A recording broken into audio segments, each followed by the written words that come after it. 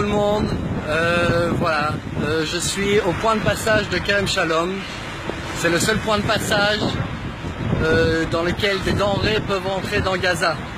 Ce point de passage se situe sur la frontière avec l'Égypte, qui se situe vraiment juste derrière ce mur, juste derrière moi, et Gaza et Israël. Comme vous pouvez le voir, les camions viennent depuis Israël, et il y en a beaucoup.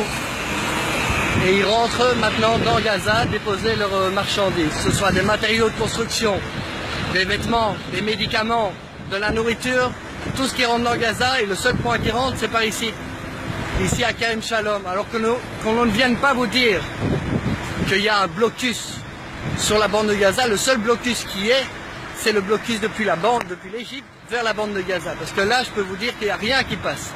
Je ne peux pas aller filmer, mais si vous venez ici vous pourrez voir les soldats égyptiens qui sont sur leur mirador avec des mitraillettes pointées sur la bande de Gaza. Donc c'est loin du compte que le point de passage est ouvert entre l'Égypte et la bande de Gaza. Il n'y a rien qui passe. Le seul point de passage c'est ici avec tous les camions qui rentrent. Il y a plus de 1200 camions par jour qui rentrent. 1200 par jour et ils veulent en faire plus. Alors arrêtez, messieurs les journalistes, de dire et de parler du blocus et de l'étouffement de la bande de Gaza. S'il y a un blocus, parlez-en et parlez aussi de l'Égypte. Parce que c'est de là-bas qu'il y a un blocus. Vous pouvez le voir derrière moi, ça rentre et ça n'arrête pas.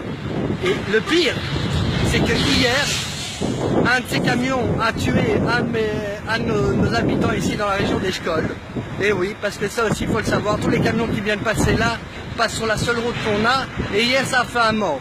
De plus, cette nuit, on s'est reçu un missile, on a couru dans les abris, le missile est tombé dans un de nos champs, ici sur la frontière, et voilà. Et ça en retour, nous, Israël, on continue à donner des denrées dans la bande de Gaza.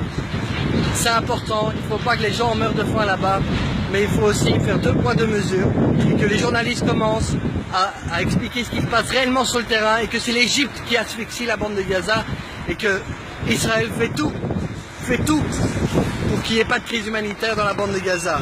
Au contraire du Fatah et du Hamas qui eux font tout pour asphyxier leurs habitants.